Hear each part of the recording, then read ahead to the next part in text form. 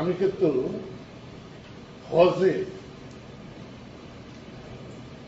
আর তাবলিগ জামাতের দুইটার ঘোরতর বিরোধী। আমি জামাতে ইসলামের যত বিরোধী তার চেয়ে হজের এবং তাবলিগের বিরোধী। যে কত ম্যান পাওয়ার নষ্ট হয়, কত ম্যান পাওয়ারটা নষ্ট হয় তোমরা বিবেচনা করে দেখো।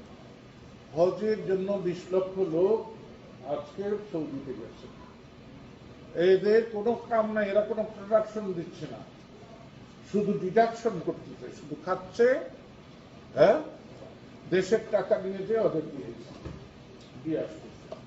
এবারে যে যদি আমার বাংলাদেশ থেকে 1 লক্ষ লোক যায়, 5 লাখ করে টাকা যদি খরচ হয়, তাহলে কত টাকা হইল? 50 কোটি। হ্যাঁ, 50 কোটি, মাত্র 50 কোটি। হ্যাঁ, 1 লক্ষ লোক 5 লাখ করে দিল, হ্যাঁ, 500 কোটি বোধ। আমি অঙ্ক জানি না, 500 কোটি, আমি অঙ্ক জানি না, তো 500 কোটি টাকা। আব্দুল্লাহ পুত্র মোহাম্মদ খুব বুদ্ধিমান জ্ঞানী লোক। তিনি দেখেছেন এই ডাকাত খনি জাজিরাতুল আরবে, যেখানে কোনো ফসল উৎপাদন নেই, এই শালা পেটটা চলবো কি করে। তাই একটা ব্যবস্থা করেছেন যে সারা পৃথিবীর তার বিশ্বাসী লোকরা ওখানে যাবে, ওই অনুমান করে কিছু দিয়ে আসবে। আর দ্বিতীয় হচ্ছে একটা জামাত, কি তাবলিগ জামাত, মিনিমাম 20-25 লক্ষ লোক এক সময় ওখানে উপস্থিত হয়। নিজেদের তো কর্মসময় নষ্টই, সারা দেশের গাড়ি ঘোড়া বন্ধ হয়ে যায়। কারো মুরতাদ হওয়া প্রমাণিত হয়, তাহলে তার বিধিবিধান কি? আহকাম মুরতাদের হুকুম, আহকাম, বিধিবিধান আল্লাতী তাতারাত্তাবু আলাইহা, যা তার উপর বাস্তবায়িত হবে বাদা সুবুতিহা, তার মুরতাদ হওয়া প্রমাণিত হওয়ার পর। আমার আপনার মুরতাদ বললে হয় না, প্রমাণিত হইতে হবে। যেমন হুসাইন মানসুর হাল্লাজের মুরতাদ হওয়া প্রমাণিত হয়েছিল সেই যুগে, যার ফলে তাকে জবাই করা হয়েছে, হত্যা করেছেন খলিফা সেই যুগের, বুঝছেন না? আর 10টা লোককে বিদাতিরা ফতোয়া দিল সহি আকীদার কোন আলেম মুরতাদ, হয়ে গেল মুরতাদ।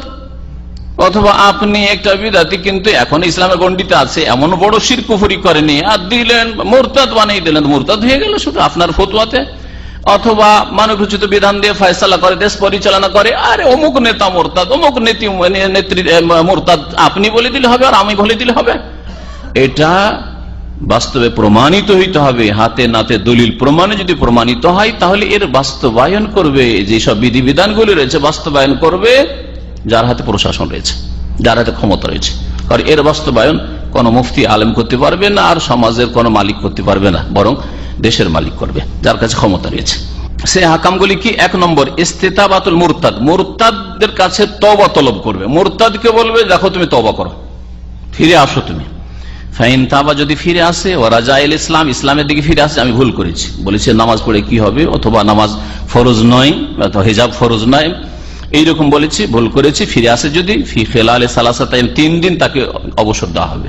ওলামারা বলছেন যে সরকার 3 দিন তাকে কারাগারে রাখবে, জেলে রাখবে, আর প্রতিদিন তার সামনে তওবা পেশ করবে।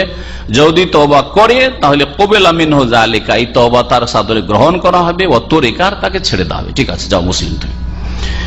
2 নম্বর ইজা আবা ইয়াতুব, যদি তওবা করতে অস্বীকার করে, না আমি যা কথা বলেছি ঠিক, হজের বিরুদ্ধে বলেছি, ঠিক বলেছি, হ্যাঁ, এই কথা যদি বলে। কোরবানির বিরুদ্ধে বলেছে, কোরবানি করে এত পয়সা লস করে লাভটা কি? মুরতাদ।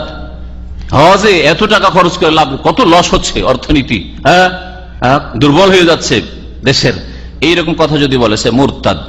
সরকার তাকে তওবা করতে বলবে। তওবা যদি না করে, তওবা করতে না চায়, ওয়াজাবা কাতলুহু, তাহলে তাকে হত্যা করা ফরজ। কার উপর?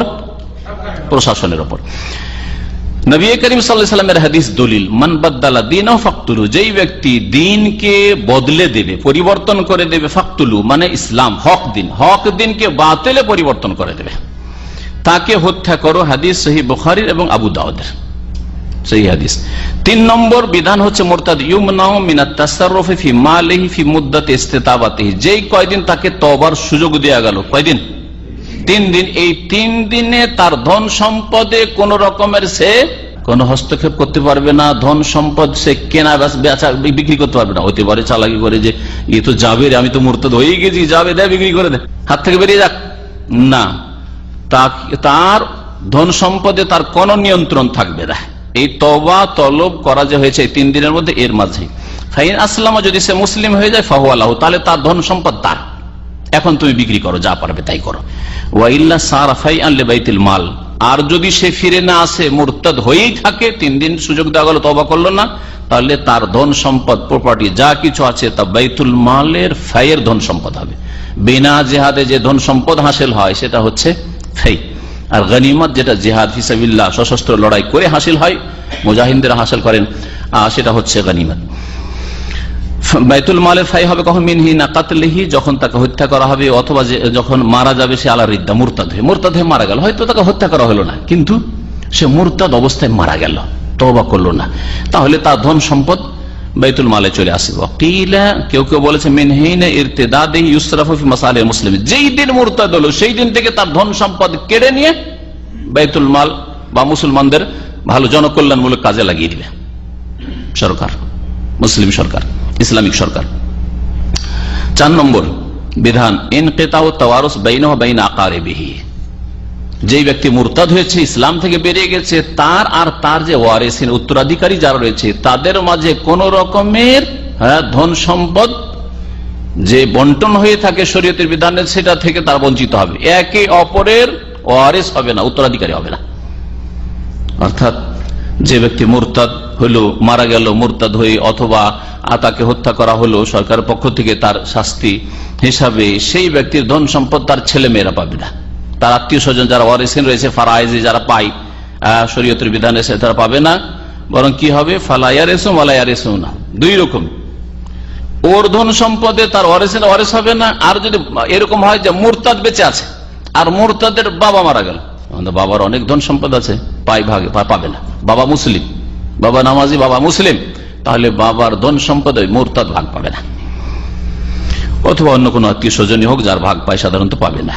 5 নম্বর বিধান হচ্ছে ইজাম্মাত আও কুতিলা আলা রিদ্দাতিহি, কোন মানুষ মুরতাদ অবস্থা যদি মারা যায় অথবা তার মুরতাদ হওয়ার কারণে তাকে হত্যা করা হয়, ফাইন্নাহু লা ইউগাসসাল, গোসলও দেবেন না, ওকে নাপাক হয়ে থাকে। ওয়ালা ইউসাল্লা আলাইহি, তার জানাজা পড়া যাবে না। ওয়ালা ইউদফানু ফি মাকাবিরিল মুসলিমিন, মুসলিমদের কবরস্থানে তাকে দফন করা জায়েজ নাই। ওয়া ইন্নামা ইউদফানু ফি মাকাবিরিল কুফফার, কাফের অমুসলিমদের গোরস্থানে দফন করে দেন তাকে। আর যদি ওরাও না দেয় অথবা ওখানে দাফন করা সম্ভব হচ্ছে না, অথবা মাটি দিয়ে কোন রকম ঢেকে দিবেন, যে কোনো জায়গায় মাটিতে পুঁতে দেন।